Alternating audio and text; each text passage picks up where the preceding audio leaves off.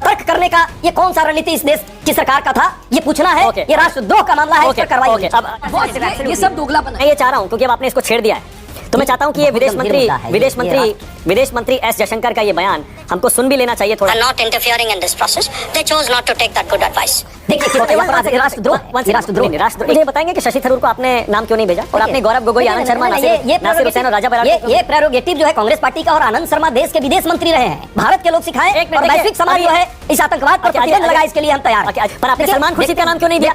सलमान खुर्शीद का नाम क्यों नहीं दिया? वो भी विदेश मंत्री थे। मुझे लगता है किसी बेहोशी में लिस्ट बना दिया बैठ के, इनको पता ही नहीं है कि कौन जिसका नाम दे रहा है वो सांसद है भी या नहीं है। नमस्कार दोस्तों, स्वागत है आपका। आप देख रहे हैं द भारत डिबेट।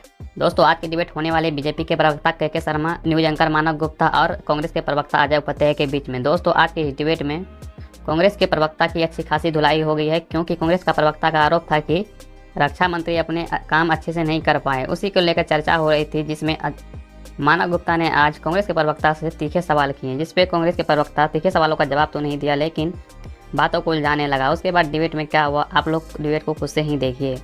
चलिए शुरू करते हैं। ऐसे मौके पर तो राजनीति नहीं होनी चाहिए, जब पूरा देश एकजुट हो रहा है, सारे सांसद जा रहे हैं, सरकार ने विपक्षी सांसदों को भी शामिल किया है, इस पर भी पॉलिटिक्स क्यों हो रही है? क्यों आपकी पार्टी में इतना टेंशन है? शशि थरूर को शामिल कर लिया तो?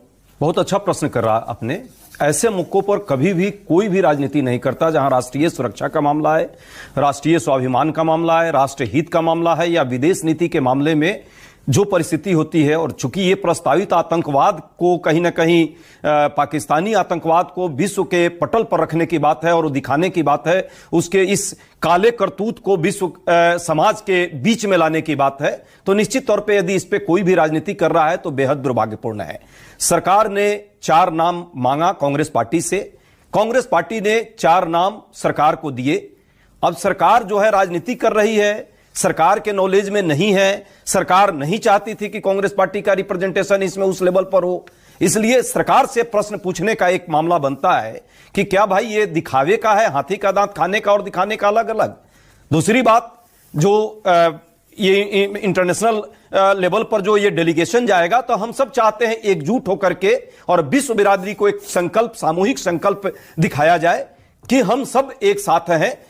कांग्रेस पार्टी ने जब भी सिंदूर ऑपरेशन की बात आई, शुरुआत जब भी हुई, हर मौके पर सेना के साथ की बात है, सरकार के साथ की बात है, सर्वदलीय बैठक 2 हमने की है और सब में हम साथ होकर के सरकार को अनकंडीशनल सपोर्ट किया। अलग बात है प्रधानमंत्री जी 2 जो है सर्वदलीय बैठक में नहीं आए, ये प्रधानमंत्री जी को सीरियस नहीं लिया। शशि थरूर के नाम पर क्या दिक्कत है आपको? नहीं, हमें शशि थरूर जी से कोई लेना देना नहीं है, कोई तो सरकार से नहीं, सुनिए, सरकार से लेना देना है। सरकार यदि यही काम था कि उसको खुद ही नॉमिनेट करना था, तो कांग्रेस पार्टी से जो नाम क्यों मांगे? नाम नहीं मांगना था, कांग्रेस पार्टी के डेलीगेशन मेंबर्स को नॉमिनेट कर देती। यदि मांगा उन्होंने कांग्रेस पार्टी के अधिकृत तौर पे जो हमारी पार्टी का जो एक नाम गया, उनको रखना चाहिए था। अब देखते हैं आगे क्या होता है। 2 बात साथ में, सरकार इस मुद्दे पर, पूरे ऑपरेशन सिंदूर के मुद्दे पर देखिए कितना गंभीर है। ये अपने आप में भी इंटरनल लेवल पर भी बात जा रही है। ये विश्व समाज आजकल इंटरनेट से जुड़ा हुआ है। 2 इनके संवैधानिक पद पर बैठे हुए व्यक्ति, एक मंत्री और एक उप मुख्यमंत्री ने क्या क्या सेना का अपमान किया, ऑपरेशन सिंदूर का कैसे एक तरह से वहां छेद करने का प्रयास किया, ये आज तक कोई कार्रवाई नहीं हुई। हाई कोर्ट से लेकर सुप्रीम कोर्ट तक इन पर जो है फटकार लगाई। अब देख तू। दूसरी बात, ये बहुत गंभीर मामला है जो मैं उजागर कर रहा हूं, पूरा देश देख रहा है। देश का विदेश मंत्री, वो भी तो इतना पढ़ा लिखा व्यक्ति, इस तरह की बात कर रहा है, तो राष्ट्रद्रोह का बात है। आज इस पर चर्चा सबसे ज्यादा जरूरी है। विश्व बिरादरी क्या कह रही होगी, और हमारे जो सैनिक जो एयर स्ट्राइक में लगे हुए थे, जिस तरह बालाकोट और बाकी जगहों पर पहले भी घुसकर मारे और इस बार भी जाकर के पाकिस्तान में एयर स्ट्राइक किया, उससे पहले आपने सूचना दे दी दुश्मन देश को। ये इससे बड़ा राष्ट्रद्रोह कुछ हो सकता है? ये किसके इनको मिली थी? ये सूचना देने के लिए किसने अधिकृत किया था? क्या प्रधानमंत्री जी किए? क्या सेना में आपस में बैठक होकर बात हुई कि पहले पाकिस्तान को आप सूचित कर दो कि भाई हमें जो है हम आपके यहां आ रहे हैं स्ट्राइक करने, और आप जो है चुप हो जाओ या सावधान हो जाओ। इसमें हमारे सैनिकों पर एक बड़ा कहीं ना कहीं उनके जान पर खतरा इस सरकार ने रखा है, और हमारे एयरक्राफ्ट को बहुत सारे को डैमेज करने में जब पहले ही वो सतर्क हो गया ये सतर्क करने का ये कौन सा रणनीति इस देश की सरकार का था, ये पूछना है। ये राष्ट्रद्रोह का मामला है, इस पर कार्रवाई होनी चाहिए। अब अजय ये सब दोगलापन है। मैं तेरा दोगलापन उतारता हूं। उपाध्याय एक सेकंड, ये थोड़ी देर पहले, अब से करीब 52 मिनट पहले राहुल गांधी ने भी ट्विटर पर बाकायदा विदेश मंत्री एस जयशंकर का ये बयान उन्होंने डाला है, जो कि विदेश मंत्री ने दिया था। और राहुल गांधी भी लिख रहे हैं कि हमारे अटैक से पहले पाकिस्तान को ये जानकारी क्यों दी गई, ये अपराध है। अब विदेश मंत्री ने खुद इसको मान लिया है, इसकी परमिशन किसने दी और क्या जो हमारे एयरक्राफ्ट और एयरफोर्स को कितना नुकसान हुआ इससे। एक मिनट। अब मैं ये चाह रहा हूं, क्योंकि अब आपने इसको छेड़ दिया है, तो मैं चाहता हूं कि ये विदेश मंत्री एस जयशंकर का ये बयान हमको सुन भी लेना चाहिए थोड़ा सा, क्योंकि ये जरूरी है। अब जब नहीं, मैं सुना देता हूं। और ये विदेश मंत्री का ये बयान है, सुन लीजिए जरा। At the start of the operation, we had sent a message to Pakistan saying we are striking at terrorist infrastructure. We are not striking at the military. So the military has an option of standing out and not interfering in this process. They chose not to take that good advice.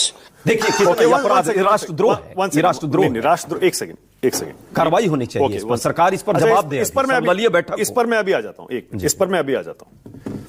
पहले आप मुझे ये बताएंगे कि शशि थरूर को आपने नाम क्यों नहीं भेजा, और आपने गौरव गोगोई, आनंद शर्मा, नासिर हुसैन और राजा बरार को ये प्रेरोगेटिव जो है कांग्रेस पार्टी का, और आनंद शर्मा देश के विदेश मंत्री रहे हैं। शायद इन लोगों को समझ ही नहीं है, उनके वैश्विक स्तर पर उनकी जो अपनी एक अंडरस्टैंडिंग है, वो विदेश मंत्री भी रहे, कॉमर्स मिनिस्टर भी रहे। शशि थरूर जी भी हैं, वो भी तो रहे इंटरनेशनल लेवल पर, उनका एक्सपीरियंस तो अनमैच्ड है। शशि थरूर जी को यदि सरकार को इतना प्रेम है तो उनको रखना चाहिए, उनके उसका लाभ लेना चाहिए। पर जो आपने कहा कि 4 लोग का नाम चाहिए, उस 4 में एक भी नाम नहीं है, मुझे उससे कोई आपत्ति नहीं। अभी तक देखिए, अभी भी हम जाएंगे। अभी भी सरकार यदि चाहती है उस पर हम जाएंगे। सरकार नहीं भी चाहेगी तो विश्व बिरादरी से हम जाकर के और पाकिस्तान के आतंकवादियों को सबक हम भारत के लोग सिखाएं, और वैश्विक समाज जो है इस आतंकवाद पर प्रतिबंध लगा, इसके लिए हम तैयार हैं। अभी आप ये मत कहिए कि हमारे नाम शामिल नहीं किए गए, क्योंकि अभी कुछ दलों के नाम आने बाकी हैं। हो सकता है कि उनमें आपके इन सांसदों के नाम हो, पर आपने सलमान खुर्शीद का नाम क्यों नहीं दिया? सलमान खुर्शीद का नाम क्यों नहीं दिया? वो भी विदेश मंत्री थे, इतने वरिष्ठ हैं।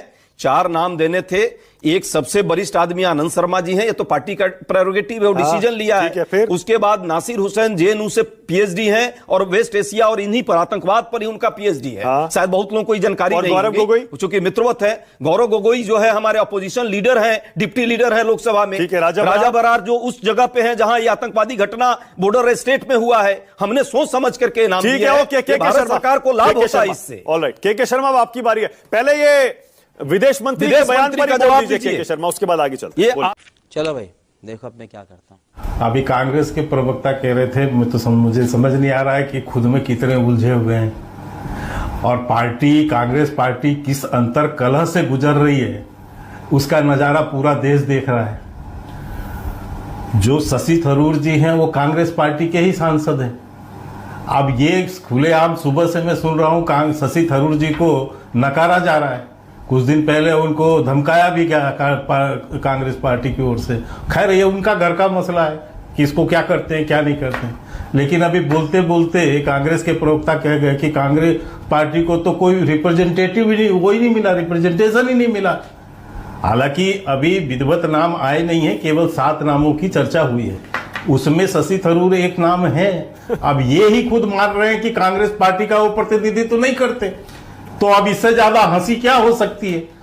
इसका मतलब स्वबुर्त जो है कांग्रेस पार्टी शशि थरूर को उनके प्रवक्ता बैठ के इनकार कर रहे हैं कि वो हमारे प्रतिनिधि नहीं है भैया, मजबूरी में बोलनी पड़ेगी, वो किसी और पार्टी से आ रहे हैं। चुप होना भाई, इन्होंने अपने, यदि मैं गलत बोल रहा हूं मानक जी, आप भाई इनको थोड़ा बंद करें। अब पार्टी ये खुद अभी बैठ के इसमें बयान दिए हैं कि नहीं कि कांग्रेस पार्टी को प्रतिनिधित्व नहीं मिला। अभी तक केंद्र की ओर से जो अधिकृत नाम है वो 7 नाम आए हैं। बाकी जो लिस्ट में क्या आएंगे, कौन प्रतिनिधि आएंगे, उसके नाम अभी घोषणा होना बाकी।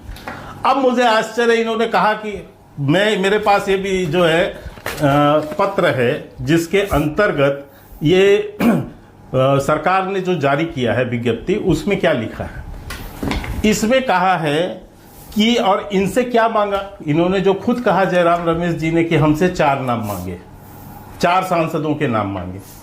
मैं यदि शायद गलत नहीं हूं तो मानक जी शायद आनंद शर्मा आज की डेट में यानी सांसद नहीं है, और मैं चाहूंगा इसको चेकअप कर लिया जाए। मेरा जो जानकारी है कि वो सांसद नहीं है सांसद, सही कह रहे हैं। अब कांग्रेस ने इसको कितनी गंभीरता से लिया है सरकार की बातों के, यानी मुझे लगता है किसी बेहोशी में लिस्ट बना दिया बैठ के।